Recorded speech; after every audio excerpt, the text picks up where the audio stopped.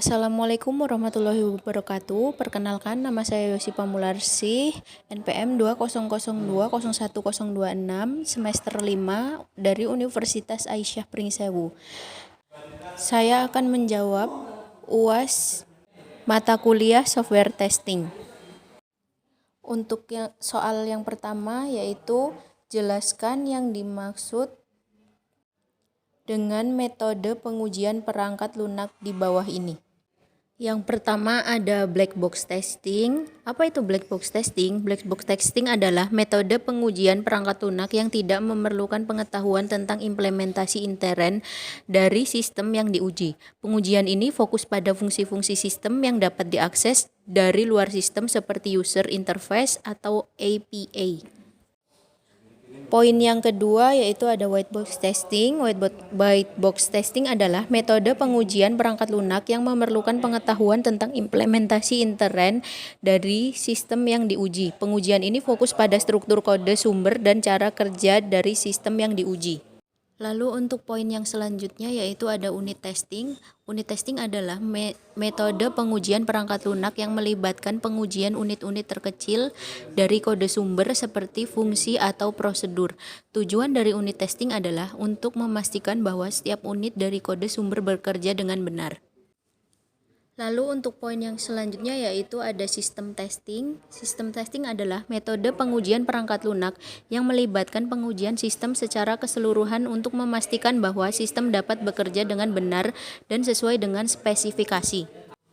Yang kelima ada integration testing, yaitu metode pengujian perangkat lunak yang melibatkan pengujian bagaimana unit-unit terkecil dari sistem bekerja bersama-sama.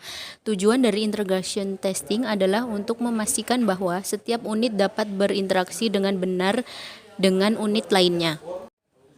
Yang keenam ada acceptance testing, adalah metode pengujian perangkat lunak yang dilakukan oleh pengguna akhir atau klien untuk memastikan bahwa sistem sesuai dengan kebutuhan dan harapan mereka.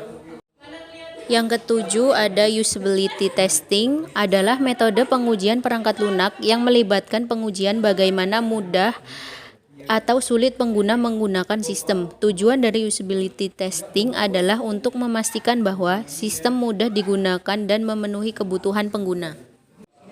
Dan yang kedelapan ada performance testing, adalah metode pengujian perangkat lunak yang melibatkan pengujian bagaimana sistem menangani beban atau volume data yang besar.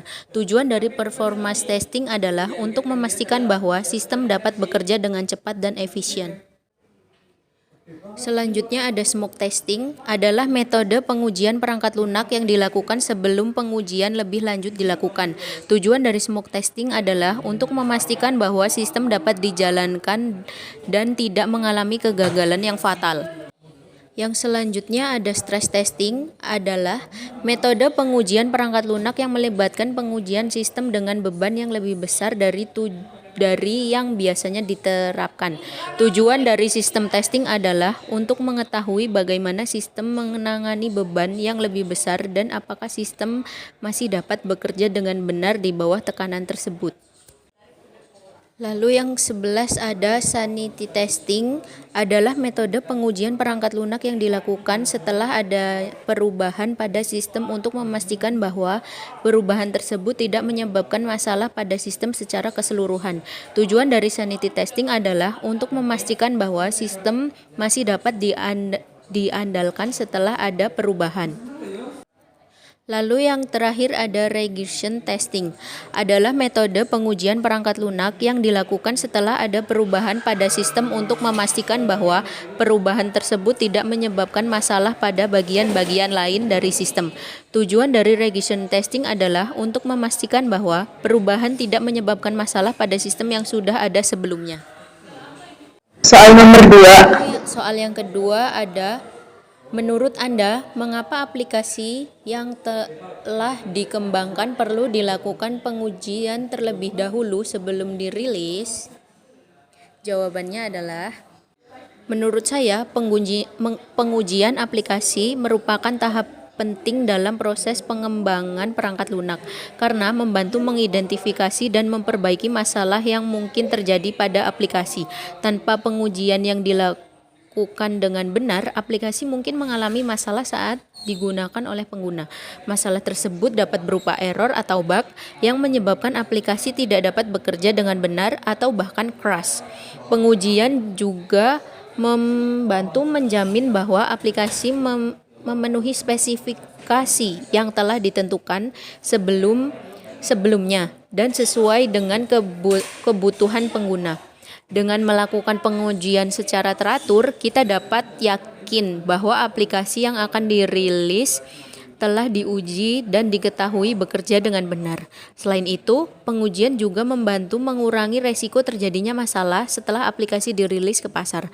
Masalah yang terjadi setelah aplikasi dirilis dapat menyebabkan frustasi pengguna, menurunkan reputasi perusahaan, dan menyebabkan biaya tambahan untuk memperbaiki masalah tersebut.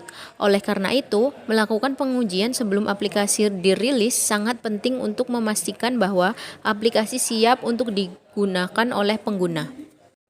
Soal yang ketiga yaitu berikan contoh implementasi pengujian perangkat lunak dengan metode black box testing dan white box testing pada aplikasi masing-masing. Berikut adalah aplikasinya. Di sini saya akan menguji aplikasi laundry. Mari kita run dulu. Saya akan menguji menu login pada admin.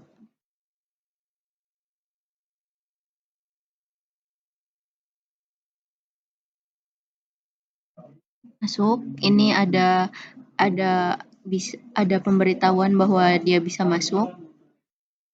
Lalu ini aplikasinya. Lalu selanjutnya kita akan menguji bagian white box testing pada menu login. Sekian implementasi pengujian black box testing dan white box Ini adalah testing. white box Kurang dan lebihnya testingnya. saya mohon maaf.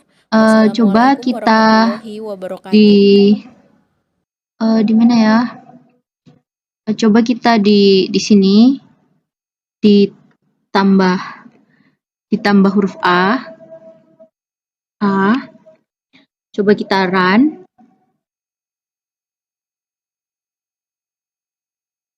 Kita masukkan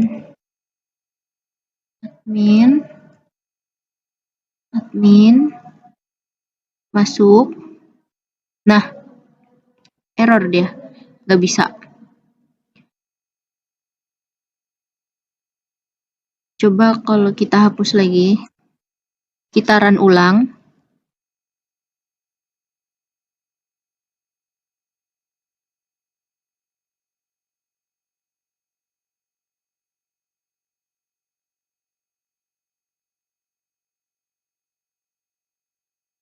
Masuk.